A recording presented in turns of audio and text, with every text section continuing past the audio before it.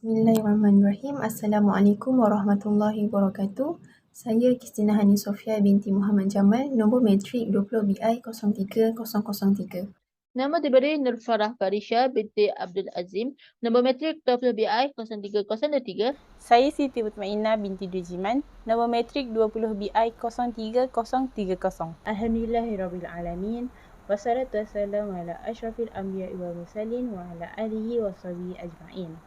Dalam video ini, kami akan membentangkan hasil kertas kerja kami yang membincangkan tokoh-tokoh pemikir dan ahli sains dari segi biografi, pendidikan, sumbangan dan karya-karya iaitu tokoh Al-Kindi, Al-Biruni dan Ibn Hazm yang merupakan tokoh-tokoh dalam sejarah Islam yang disegani.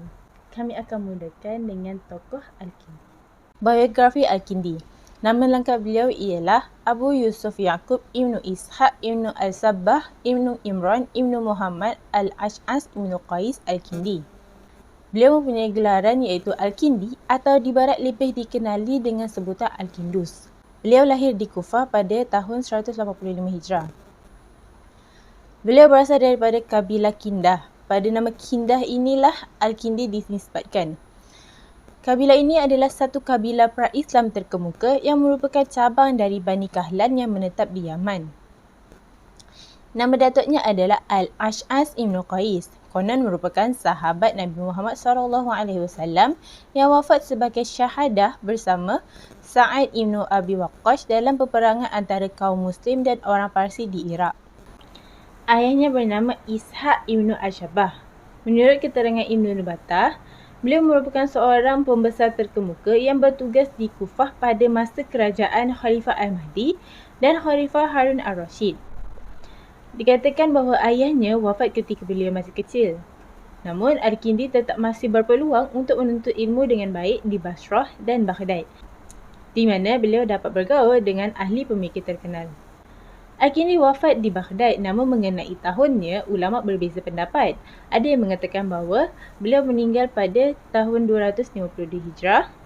Ada juga yang mengatakan pada tahun 260 Hijrah dan ada juga yang mengatakan saat beliau berumur 80 tahun. Sejarah Al-Kindi. Maklumat berkenaan pendidikan dan guru Al-Kindi sangat sedikit sehingga ia tidak dapat diketahui dengan jelas. Tetapi ada yang berpendapat bahawa pendidikan awal Al-Kindi adalah di Kufah. Beliau mempelajari Al-Quran, tata bahasa Arab, sastra, fiqh dan teologi. Kemudian, beliau pindah dan menetap di Baghdad untuk melanjutkan pembelajarannya mengenai ilmu pengetahuan. Di sana, pengetahuan tentang ilmu dan falsafah Yunani dapat diperolehi dengan menguasai bahasa Yunani dan bahasa Syria. Al-Kindi merupakan seorang yang fasih dalam bahasa Syria tapi tidak dengan bahasa Yunani. Akhirnya beliau pun mempelajari bahasa Yunani sehingga beliau berjaya untuk menterjemah dan mengkaji falsafah serta pemikiran-pemikiran rasional ketika itu. Beliau juga mampu untuk memperbaiki hasil terjemahan orang lain seperti terjemahan Ibnu Na'imah Al-Hibsi, iaitu penerjemah Kristian melalui buku Annals iaitu karya Plotinus yang disalahartikan sebagai buku teologi karya Aristotle di kalangan pemikir Arab. Al-Kindi turut serta dalam usaha Khalifah Harun Ar-Rashid dalam membangun Baitul Hikmah. Kemudian berkat kecerdasannya, Al-Kindi dapat bertemu dan berteman baik dengan Khalifah Al-Ma'mun sehingga beliau mendapat kedudukan terhormat di sisi Khalifah Al-Ma'mun dan Al-Mustaqsim. Al-Kindi mempunyai perpustakaan yang diberi nama Al-Kindiyah dan di situ terdapat banyak buku-buku yang berkualiti. Namun, pada kekhalifahan Al-Mutawakkil, beliau telah difitnah sehingga beliau dipecat dari jawatannya dan perpustakaannya sempat disita, namun setelah itu dikembalikan semula. Jadi perkara ini berpunca daripada angkara busuk orang politik yang di dalamnya, yang mana mereka tidak menyukai dengan fahaman-fahaman yang dipegang oleh Al-Kindi iaitu Al-Mu'tazilah. Sumbangan Al-Kindi. Al-Kindi sebenarnya menghasilkan banyak karya, namun banyak daripada karyanya yang hilang. Ada yang mengatakan karyanya hilang angkara daripada rezim Khalifah Al-Mutawakkil yang mana tidak menyukai fahaman yang dipegang oleh beliau iaitu Mu'tazilah. Tetapi ada juga yang mengatakan bahawa puncanya adalah daripada serangan tentera Mongol di Baghdad pada kejatuhan Bani Abbasiyah. Namun, karya Al-Kindi terdapat beberapa yang diselamatkan oleh Gerard dari Cremona yang menurut catatan sejarah sebanyak 265 buku. Dari sejumlah itu, secara perinci, karya Al-Kindi di bidang falsafah sebanyak 22 buah buku, astronomi 19 buah, astrologi 16, muzik 7, matematik 11, angka-angka 22, farmasi 22, politik 21, fizik 33, logik 9 dan sisanya daripada pelbagai cabang ilmu lainnya. Antara karyanya dalam bidang falsafah ialah Kitab Fi Al-Falsafah Al-Ula iaitu falsafah pertama. Kitab ini didedikasikan untuk Khalifah Al-Mu'tasim Billah. Kitab ini menerangkan tentang kebenaran. Ia merupakan bentuk adaptasi daripada pemikiran Aristotle. Namun, subjek utama penulisannya adalah mentakrifkan pengetahuan mengenai Yang Maha Kuasa dan Yang Maha Esa yang membenarkan kebenaran terungkap. Karya lainnya adalah Kitab Al-Hilah Lidaf Al-Ahzan iaitu petua untuk menghindari kesedihan. Kitab ini mendefinisikan kesedihan secara sederhana sebagai kesakitan yang dirasai seseorang selepas berputus asa atau gagal mencapai apa yang diimpikan. Sumbangan Al-Kindi dalam bidang matematik. Al-Kindi merupakan ahli falsafah pertama yang berpendapat bahawa perlu menggunakan sumber matematik untuk menyelesaikan masalah falsafah. Teori ini sering dikaitkan dengan Descartes sebagai orang yang pertama menyatakan pendapat ini. Manakala ahli falsafah yang berbuat demikian sebenarnya adalah Al-Kindi. Beliau telah menulis sebuah buku yang lengkap untuk membuktikan kebenaran teori ini. Walau bagaimanapun, teori ini telah dirosakkan oleh aliran Pythagoras. Terdapat beberapa karyanya dalam bidang matematik, termasuk aritmetik, geometri, sistem penomoran India dan lain-lain. Beliau telah menulis 4 jilid Kitab Fi Isti'mal Al-A'dad Al-Hindi. Kitab ini diterjemahkan sebagai On the Use of the Indian Numerals. Ianya menyumbang kepada penggunaan sistem pengiraan di India di tengah timur dan barat. Seterusnya, Kitab Fi Al-Khalaq An-Nusbiyah wa Az-Zamaniyah iaitu tentang mengukur pelbagai perbandingan dan masa. Karya lainnya adalah Kitab Risalah Fi At-Tauhid Min Jihad Al-A'dad. Kitab ini mengenai kesatuan dari segi angka-angka. Sumbangan Al-Kindi dalam bidang astronomi. Dalam bidang astronomi dan astrologi, Al-Kindi telah mengetengahkan pandangan Ptolemy mengenai sistem Suria dengan bumi di tengahnya dalam satu sfera.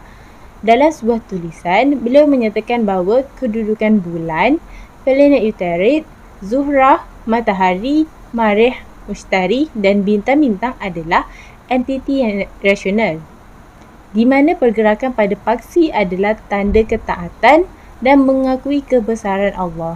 Fungsi cakrawala tersebut sebagai alat kepada ketentuan serta rahsia ilahi.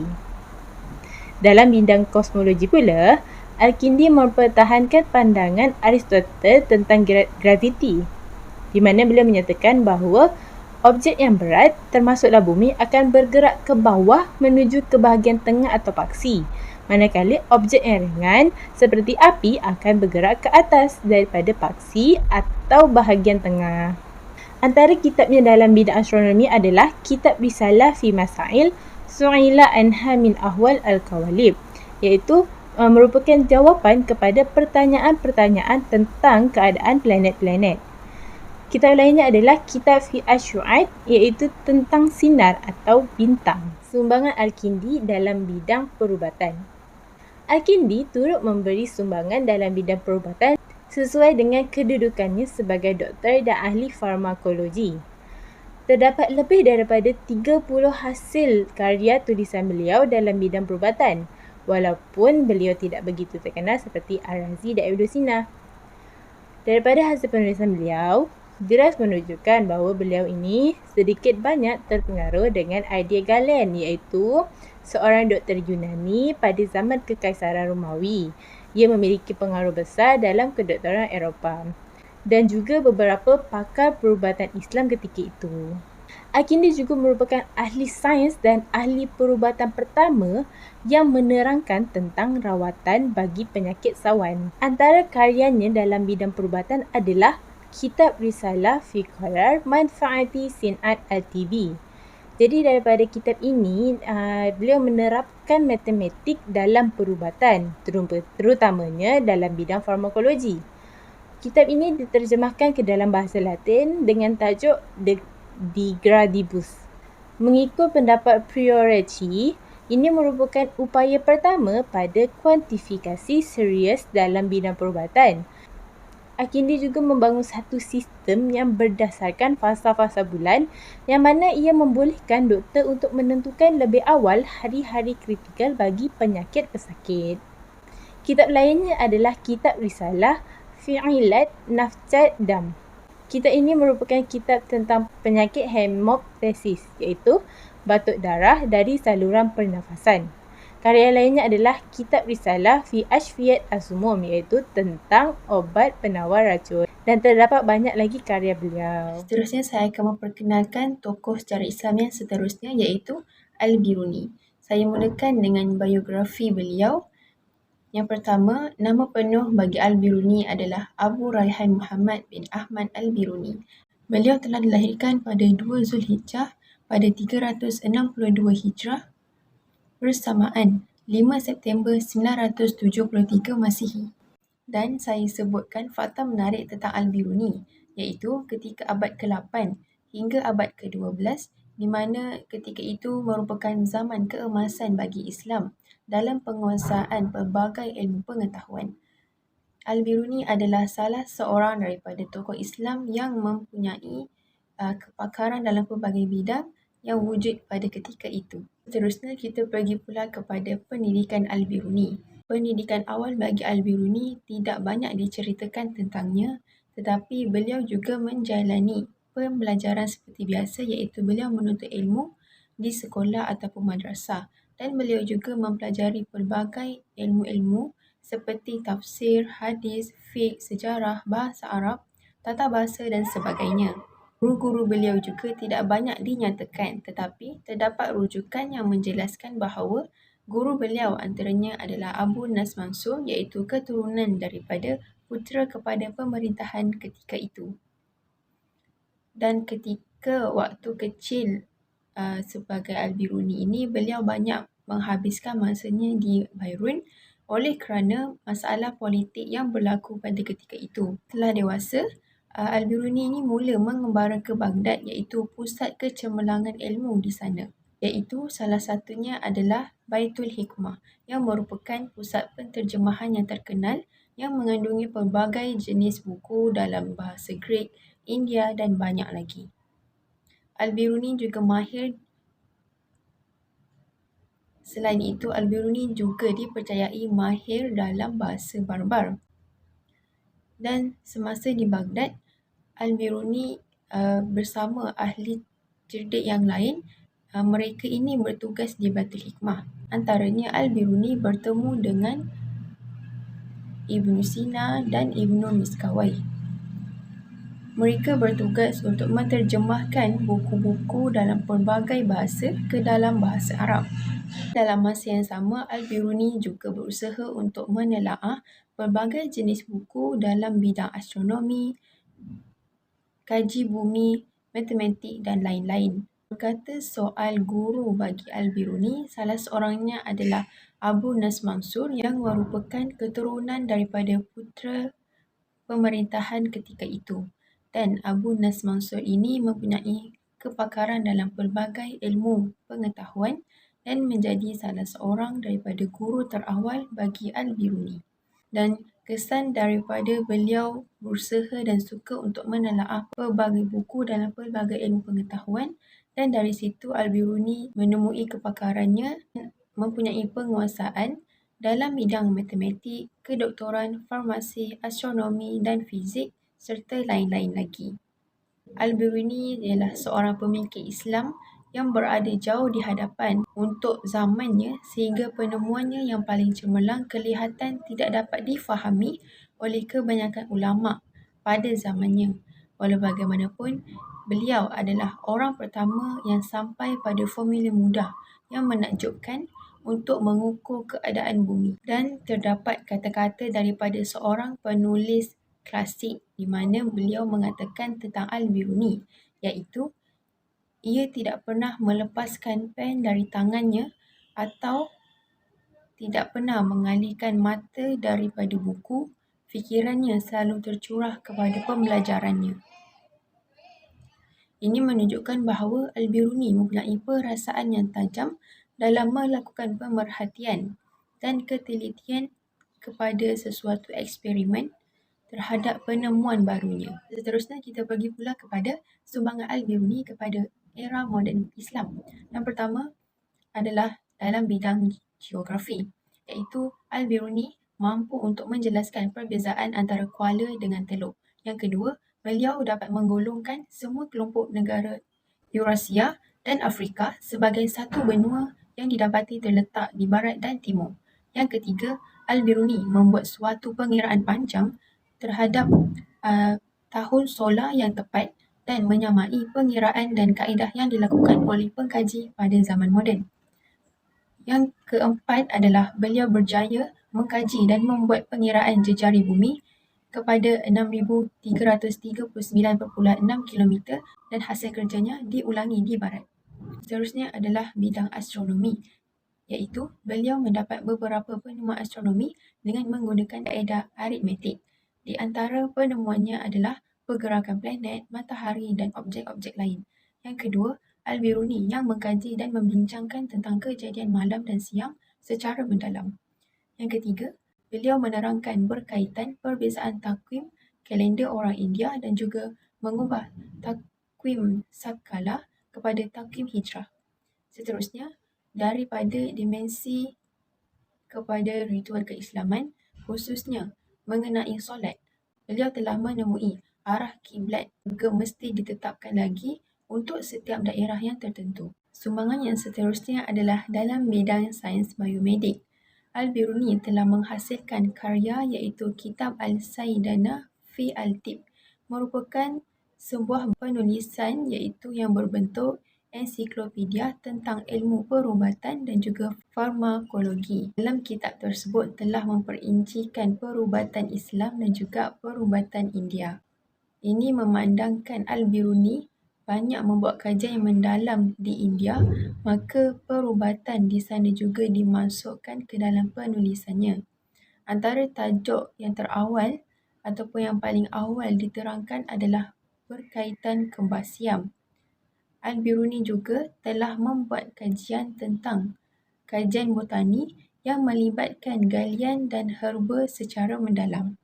Baiklah, seterusnya kita pergi pula kepada hasil karya Al-Biruni. Saya telah senaraikan beberapa hasil karya yang termasyhur daripada penulisan Al-Biruni. Yang pertama adalah kitab Al-Atsar Al-Baqiyah an Al-Qanun Al-Khaliyah. Kitab ini menerangkan tentang sejarah India berdasarkan pengalaman pengembara ke seluruh pelosok benua India dalam rangka mencari ilmu. Al-Biruni diketahui telah mengembangkan gagasan ilmuwan Baghdad yang menggantikan pengetahuan orang Hindu yang primitif dan tidak memiliki ahli-ahli astronomi sendiri. Yang kedua adalah Rasail Al-Biruni. Kitab ini merupakan gabungan daripada 4 buah kitab penulisan Al-Biruni. Antaranya adalah yang pertama, Kitab fi Ifrad Al-Maqal fi Amral Al-Azlal. Yang kedua, Kitab fi Rashikat Al-Hind. Yang ketiga, Kitab Tamhid Al-Mustaqar li Tahqiq Ma'ana Al-Mamar. Yang keempat, Kitab Maqala fi Istikhraj Al-Awtar fi Ad-Da'irah bi Khawas Al-Khat Al-Munhani fiha. Keempat kitab ini digabungkan menjadi Kitab Rasail Al-Biruni. Kitab-kitab ini membahaskan permasalahan yang terdapat dalam bidang matematik dan juga astronomi. Kandungan kitab tersebut melibatkan 15 buah karangan yang sebahagian besarnya daripada penulisan Al-Biruni serta disusun bersama dengan gurunya iaitu Abu Nas Mansur. Dan yang ketiga adalah Kitab Al-Qanun Al-Mas'udi fi Al-Hayya wa An-Nujum. Kitab ini merupakan ensiklopedia astronomi yang sangat lengkap dan terdapat beberapa bahagian matematik daripada bahasa Greek, India, Babylon dan juga Persia. Kitab ini juga menerangkan tentang pergerakan planet dalam istilah dari lingkaran matematik Pythagoras. Dan daripada karya ini, menurut Yaqut bahawa Sultan Mas'ud telah menawarkan sejumlah ganjaran kepada Al-Biruni tetapi ditolak oleh beliau daripada menerimanya. Itu sahaja daripada saya. Terima kasih. InsyaAllah pada hari ini saya akan menceritakan mengenai seorang tokoh Islam yang bernama Ibnu Hazm. Baiklah, kita akan melihat kepada biografi Ibnu Hazm. Okey, nama penuh Ibnu Hazm adalah Ali bin Ahmad bin Sa'id bin Hazm bin Ghalib bin Saleh bin Khalaf bin Ma'dan bin Sufyan bin Yazid Al-Farisi. Okey, Ibnu Hazm ni dia dilahirkan pada akhir Ramadan tahun 384 Hijrah atau bertepatan dengan 7 November 994 Masihi. Okey, beliau dilahirkan di sebuah kota yang bernama Cordoba, Sepanyol. Ayahnya bernama Ahmad Ibn Zaid merupakan seorang pegawai di kerajaan Khalifah Al-Mansur dan kemudian beliau diangkat menjadi Wazir Al-Mansur pada tahun 381 Hijrah bersamaan 991 Masihi. Beliau memegang jawatan tersebut sehingga zaman pemerintahan Khalifah Al-Muzaffar dan ayahnya meninggal dunia pada tahun 402 Hijrah. Okey, Ibnu Hazm wafat pada hari Ahad, 2 hari terakhir bulan Syaban tahun 456 Hijrah di Padang Lablah. Dan ada juga pandangan lain yang mengatakan bahawa beliau wafat di Muntu, Laisim, kota kelahiran beliau. Dan ketika itu beliau berusia 71 tahun, 10 bulan, 29 hari. Terusnya kita akan melihat kepada sudut pendidikan Ibnu Hazm. Okey, Ibnu Hazm ni dilahirkan dalam sebuah keluarga yang sangat mementingkan ilmu pengetahuan. Hal ini dapat dibuktikan apabila beliau menginjak usia remaja, beliau diajak oleh ayahnya untuk menghadiri majlis-majlis ilmu yang sering diadakan oleh Khalifah Al-Mansur yang dihadiri oleh ahli syair dan ilmuwan. Di samping itu, Ibnu Hazm juga berada di bawah bimbingan seorang alim dan wara' yang bernama Ali Al-Husin Ibnu Ali Al-Fasi. Okey, ketika zaman kanak-kanak beliau dibimbing dan dididik oleh guru-guru yang mengajarkan Al-Quran, syair dan tulisan Arab, iaitu tulisan khat. Ketika meningkat remaja, beliau mula mempelajari ilmu fiqh dan hadis dari guru beliau yang bernama Husin bin Ali Al-Farisi dan Ahmad bin Muhammad bin Jasur. Apabila beliau sudah meningkat dewasa, beliau mempelajari bidang ilmu yang lain seperti ilmu falsafah, teologi, etika, mantik dan ilmu jiwa di samping mendalami ilmu fiqh dan hadis. Ibnu Hazm ni dia mempunyai kemampuan hafalan yang sangat luar biasa. Hal ini dapat dibuktikan melalui beliau ni menghafal hadis-hadis Rasulullah dan beliau turut menghafal fatwa-fatwa para sahabat dan tabi'in. Okey, pada permulaannya Ibnu Hazm ni dia mempelajari fiqh mazhab Maliki sebagai mazhab yang banyak diamalkan oleh masyarakat Andalusia ketika itu. Okey, kemudian beliau ni turut mempelajari kitab karangan Imam Malik yang terkenal iaitu Kitab Al-Muwatta. Beliau berguru dengan seorang mufti Cordoba yang bernama Ahmad bin Duhun sehingga akhirnya beliau betul-betul menguasai fiqh Imam Malik. Di samping mempelajari fiqh mazhab Malik, beliau turut mempelajari kitab karangan Imam Ash-Syafi'i yang mengkritik Imam Malik dalam masalah usul dan furu' iaitu ikhtilaf al-Malik. Dari pengalaman tersebut, beliau berpindah dari mazhab Maliki ke mazhab Syafi'i. Kemudian beliau berpindah lagi dari mazhab Syafi'i kepada mazhab Zahiriyah. Okey, Kepindahan Ibnu Hazm daripada mazhab Asy-Syafi'i kepada Zahiri disokong oleh keadaan yang berlaku pada abad ke-3 Hijrah. Banyak ulama Cordoba yang melanjutkan pelajaran mereka ke timur Baghdad yang menjadi pusat dinasti Abbasiyah. Di antara ulama Cordoba yang melanjutkan pelajaran mereka ke Baghdad ialah Bakr bin Mukhalid, Abu Abdullah bin Wahbah Basbazi dan Qasim bin Asbagh bin Muhammad bin Yusuf. Mereka ni tertarik dengan mazhab Zahiri kerana tidak berpuas hati dengan mazhab yang mereka pelajari dari mazhab Maliki, Hanafi, Syafi'i dan Hanbali. Ketertarikan mereka adalah kerana mazhab Zahiri hanya berpandukan Al-Quran dan As-Sunnah. Dan di tangan mereka lah mazhab Zahiri ni berkembang di Andalusia. Seterusnya, kita akan membincangkan penglibatan Ibnu Hazm dalam bidang politik. Okey, Ibnu Hazm mula berkenalan dengan dunia politik secara tidak langsung ketika beliau berusia 5 tahun. Ketika itu, berlaku sebuah pergolakan politik semasa zaman pemerintahan Khalifah Hisham kedua, Al-Mu'ayyad, yang mengakibatkan Hisham bersama ayahnya dihalau keluar daripada istana.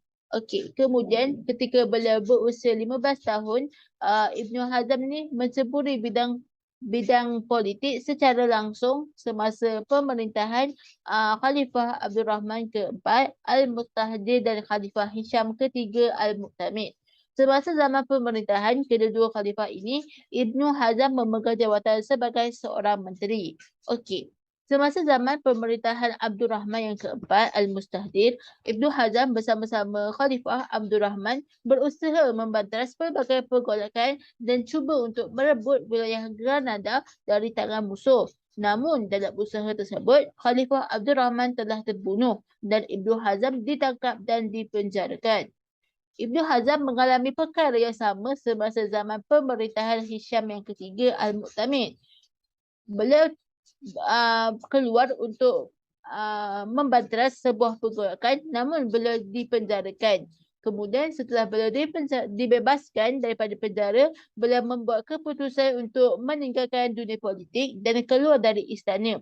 Sejak itu, beliau telah mencurahkan sepenuh perhatiannya terhadap bidang penulisan kitab. Ibnu Hazm sentiasa mengembangkan pandangan beliau di mana sahaja beliau berada, sama ada di Valencia, Cordova dan lain-lain. Namun setelah penguasa Valencia bernama Ahmad bin Rashid meninggal dunia, pengaruh Ibnu Hazm mula melemah. Musuh-musuh beliau mula menggunakan kekuasaan mereka untuk mengucilkan, untuk memalau Ibnu Hazm daripada masyarakat. Bahkan beliau pernah diseksa oleh seorang penguasa Al-Mu'tamid yang bernama Ibnu Ibad dan buku-buku karangan beliau dibakar. Hal ini memaksa Ibnu Hazm supaya pulang ke kampung halaman beliau dan memberikan sepenuhnya tumpuan terhadap bidang keilmuan. Seterusnya kita akan menceritakan mengenai guru-guru Ibnu Hazm serta anak murid Ibnu Hazm. Okey. Guru pertama Ibnu Hazm adalah Abu Umar Ahmad bin Muhammad bin Al-Jaswar, dan dalam bidang logik, Ibnu Hazm berguru dengan seorang ulama yang bernama Muhammad bin Hasan Al-Mazhaji yang digelar sebagai Ibnu Khatani. Beliau ini dikenali sebagai seorang penyair, ahli sastra dan doktor. Selain itu, Ibnu Hazm turut mempelajari ilmu fiqh daripada Al-Faqih Abu Muhammad Ibnu Dahun. Dan selain itu, beliau juga mempelajari ilmu fiqh dan hadis daripada Ali Abdullah Al-Azdi yang terkenal dengan gelaran Ibnu Al-Fardi. Okey. Antara anak-anak murid beliau yang terkenal adalah Muhammad bin Abu Nas Futuh Al-Azdi Al-Humaidi Al-Andalusi Al-Miwarki.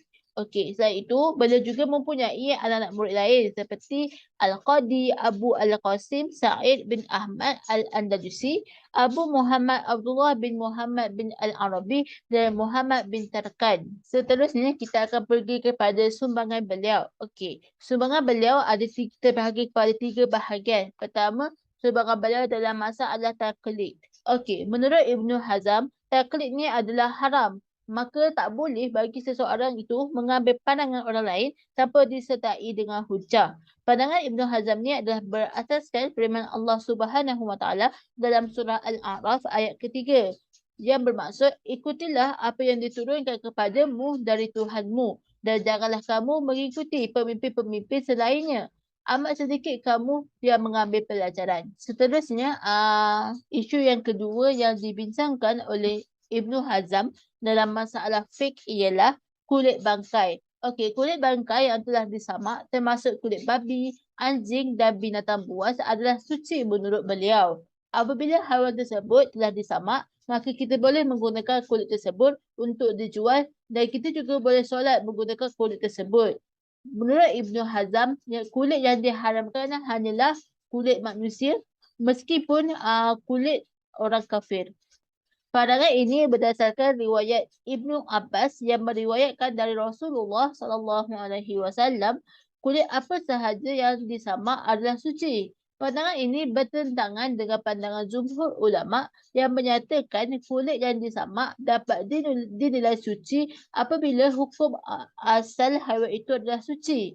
Oleh itu, jumhur ulama berpandangan bahawa kulit babi, anjing dan haiwan buas yang telah disamak yang hukum asalnya najis adalah haram. Oleh itu, jumhur ulama berpandangan bahawa kulit babi dan anjing yang telah disamak yang hukumnya asal adalah najis adalah tetap najis dan haram untuk digunakan untuk solat ataupun untuk dijadikan sebagai barang-barang seperti beg dompet dan sebagainya.